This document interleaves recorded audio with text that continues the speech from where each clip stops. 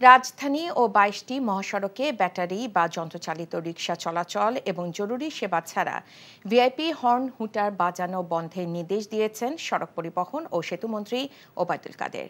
মফস্বলে মোটরসাইকেলে হেলমেট না থাকলে জ্বালানি না দিতে পাম্পগুলোকে নির্দেশ দেওয়া হয়েছে।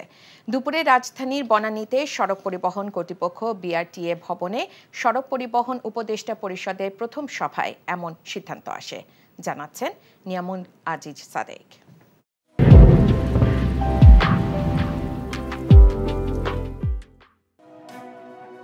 সড়ক দুর্ঘটনায় প্রতিনিয়ত ঝরছে প্রাণ। বিআরটিএর গবেষণা বলছে, কম গতির থ্রি হুইলার, মোটরসাইকেল এবং বেপরোয়া গতির কারণে হতাহতের ঘটনা বেশি ঘটছে। তবে বিষয়টির সঙ্গে দ্বিমত পোষণ করে সভায় পরিবহন শ্রমিক নেতা শাহজাহান খান বলেন, ঢালাওভাবে চালকদের দোষারোপ করা হচ্ছে।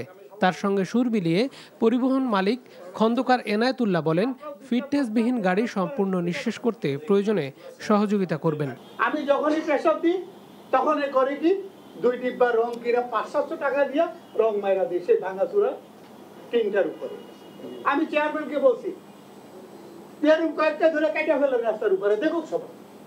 পুলিশ একটা দায় ছাড়া গোছের একটা রিপোর্ট দিয়ে দেয় যে বেপরোয়া গাড়ি চালাচ্ছিল, সেই কারণে দুর্ঘটনা ঘটেছে। আমি সব ক্ষেত্রে এই যে সত্য এটাকে আমি বলবো না।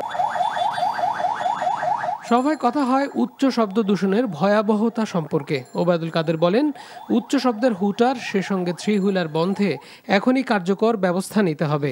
আর ঢাকার মতো মফস্বলেও হেলমেট ছাড়া মোটরসাইকেল আরোহীকে জ্বালানি না দেওয়ার সিদ্ধান্ত বাস্তবায়নের নির্দেশ দেন।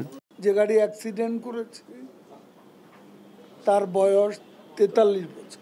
পৃথিবীতে আমি টেলিভিশনে লক্ষ্য করি আফ্রিকার ছোট ছোট দেশগুলো তাদেরও রাজধানী দেখা গাড়ি দেখি, কিন্তু এরকম লক্কর ঝক্কর এবং এইরকম গরিব গরিব চেহারা 3 চাকার গাড়িগুলো, এগুলোর জন্য ম্যাক্সিমাম দুর্ঘটনা হচ্ছে।